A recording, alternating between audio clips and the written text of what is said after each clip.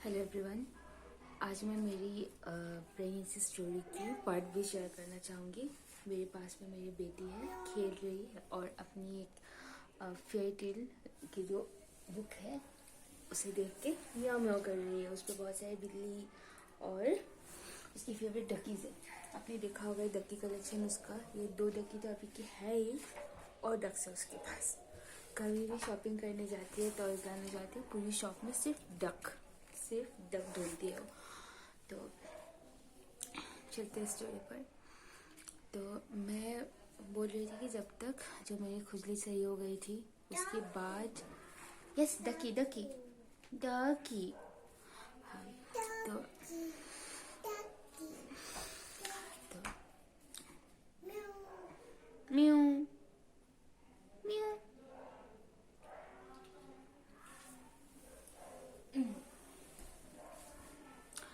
तो उसके बाद जब मुझे अल्ट्रासाउंड कराने की टाइम आई थी 7th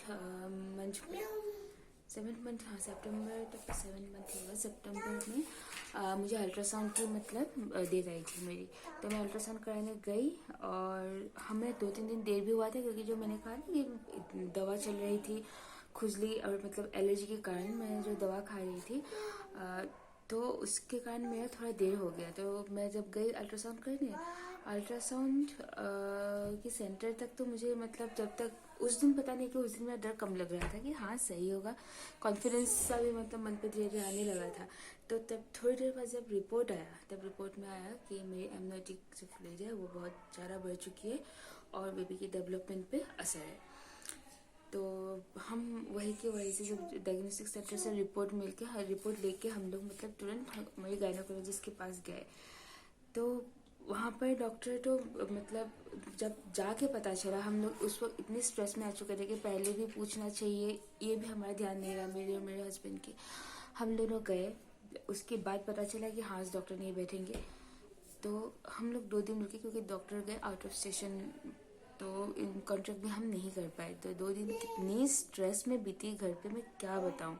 सब लोग परेशान, मेरे हस्बैंड थे, हस्बैंड इन लॉज भी परेशान, मैं परेशान, मेरे पेरेंट्स तक।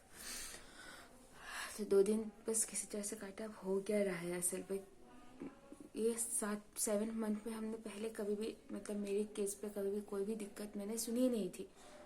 तो हमने 2 दिन इंतज़ार किया। उसके बाद हम डॉक्टर के पास गए। डॉक्टर ने कहा कि ये तो पहला बेबी ख़राब हो गया शायद, फिर भी अब पॉजिटिव रहो।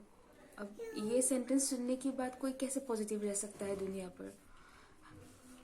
और उसके बाद मुझे कहा गया कि जो एमिटिक फ्लूइड कम करने के लिए पहले मीठा खाना बंद करो, एकदम मीठा खाना बंद करो। हाय हाय। तो मीठा खाना बंद करो। तो और दूसरा चीज़ है कि रेगुलर वॉक करो और मेडिकेशंस में कुछ चेंजेस आए। तो मैंने वो मीठा, तो जब मुझे बोल दिया कि मीठा किसी भी फॉर्म पे तुम्हें नहीं लेना है, किसी भी फॉर्म पे, तो उस पर थोड़ा सा मतलब एक तो ठीक है चाय कॉफ़ी पर तो मैं छोड़ दूँ क्योंकि कॉफ़ी मैं बहुत कम लेती हूँ। कभी कभी बहुत चेंज एक मन करता है तब कॉफ़ी लेती हूँ। रेगुलर बेसिस में कभी ग्रीन टी हो, प्रेगनेंसी में मैंने ग्रीन टी नहीं पी है, नॉर्मल जो टी है वही पी है। कभी दूध चाय हो जो मिल्क टी, और ऐसे ही। तो उस पर भी ठीक है, उस पर चीनी कम कर दिया। उसके बाद आई कि ये भी कम करना है मीठा। तो बाकी अब लड्डू वड्डू तो भूल ही जाइए क्योंकि मेरे इन लॉज के घर में लड्डू का हमेशा भरमार रहता है कि ये लड्डू बना वो लड्डू बना। मुझे शादी के बाद से, मैं पहले इतना मीठे का मुझे पसंद नहीं था, लेकिन बाद में जब मिठाई का जो मतलब मुझे स्वाद लगा कि हाँ मिठाई का एक मतलब ये चाहिए, वो मेरी शादी के बाद शुरू हुई और स्पेशली प्रेगनेंसी के टाइम पे। और जब मैं वहाँ पर जब रहने लगी तब तो मिठाई तो रहेंगे, लड्डू भी रहेंगे। अब वो सब बंद।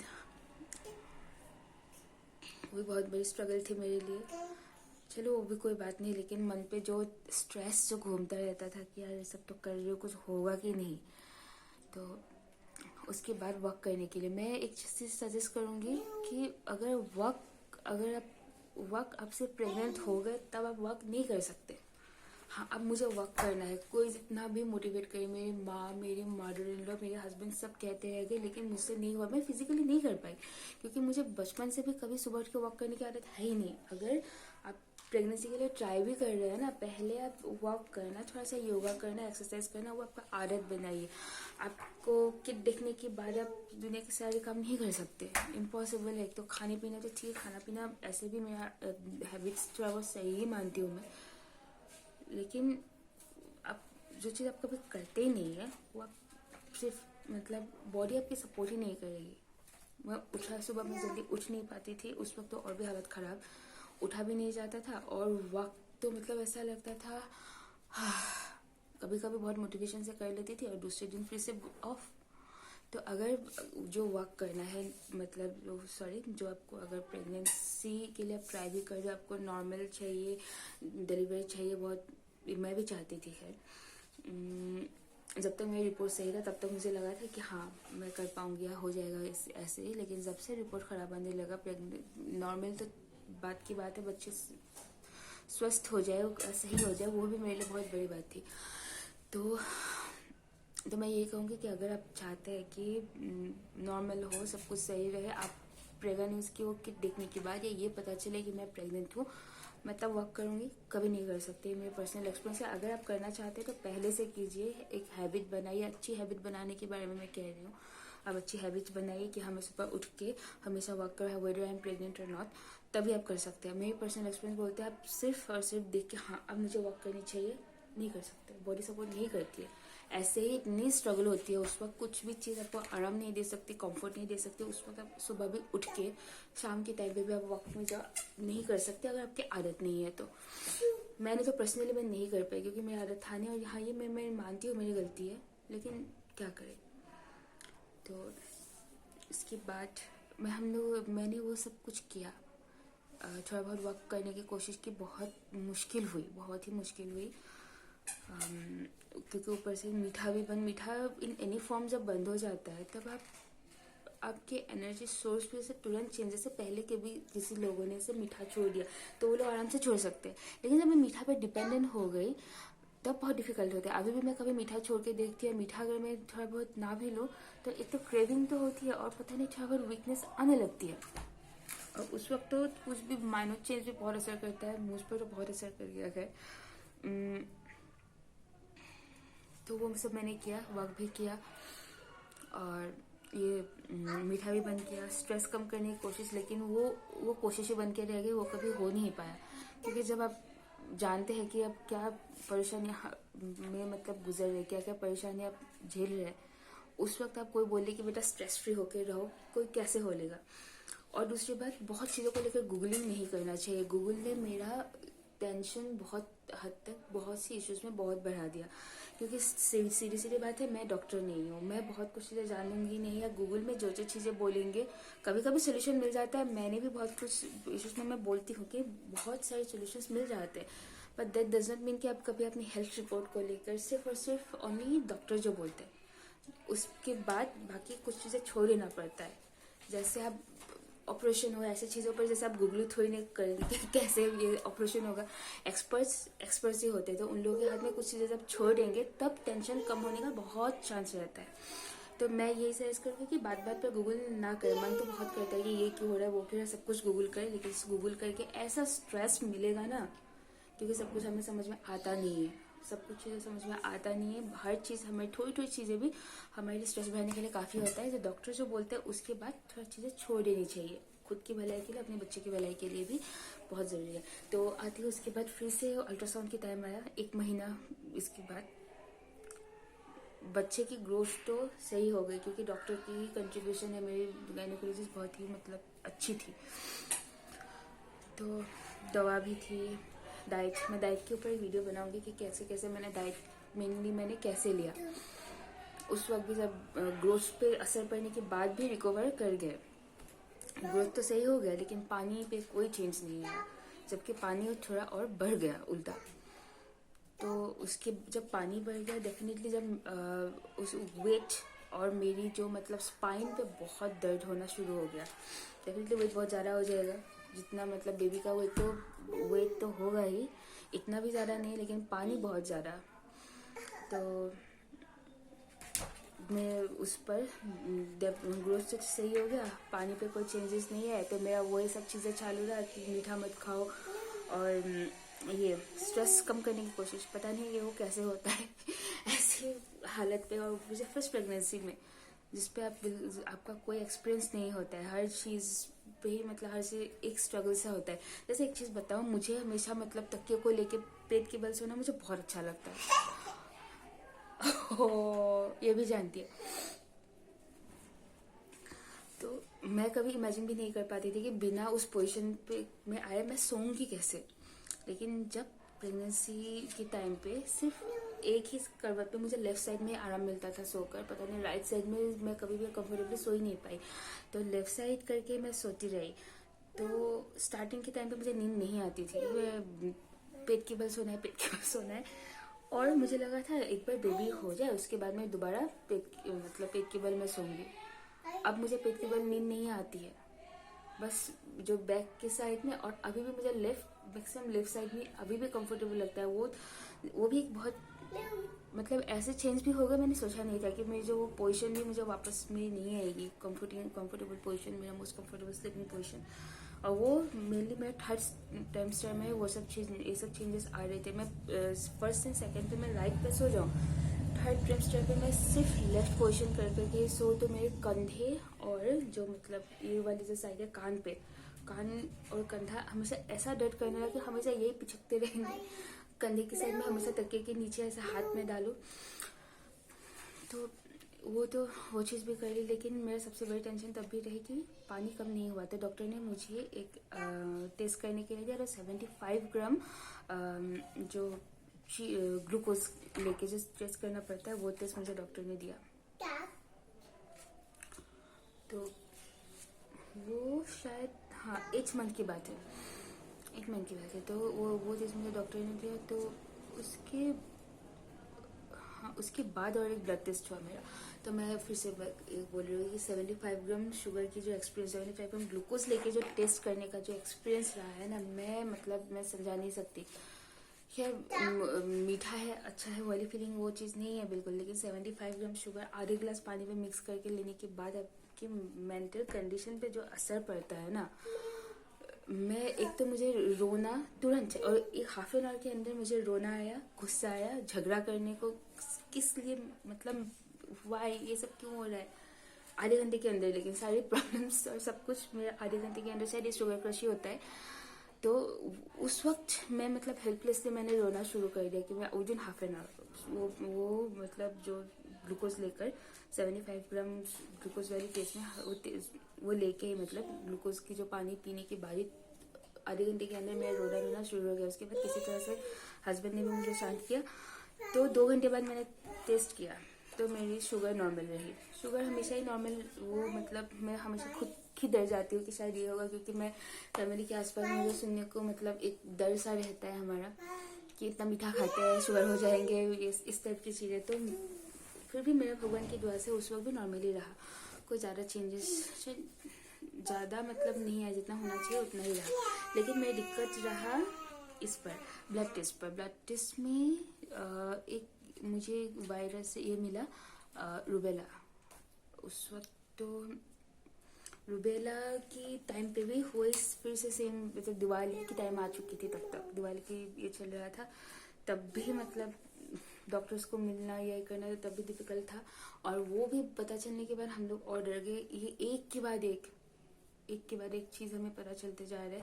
तो हमने कई सारे डॉक्टर्स को, क्योंकि हालांकि मेरे गायनेकोलॉजिस्ट फिर से आउट ऑफ स्टेशन चले गए थे, तो बहुत सारे डॉक्टर्स को कंसल्ट किया। उसके बाद जाकर अब मतलब घर वालों ने भी कहा कि आप सोचो मत, अब 8 महीना है, वो 8 महीने तक हम आ चुके हैं और 1 महीना है, अब सोच के कोई फायदा नहीं। मेरी फैमिली का सपोर्ट मेरे साथ बहुत रहा है, नहीं तो शायद ऐसे टाइम पे जब, और मेरे एक मतलब एक प्रॉब्लम रही कि छोटी सी बिल्कुल भी मतलब मैं मतलब जो है ना अपना काम बिल्कुल मेंटेन नहीं कर पाती थी, बहुत जल्दी से बहुत ज़्यादा स्ट्रेस एंड एंग्जाइटी में आ जाऊँ, ऐसी ये कभी नहीं करना चाहिए कि ये मेरे साथ बहुत मैंने किया है ये चीज़।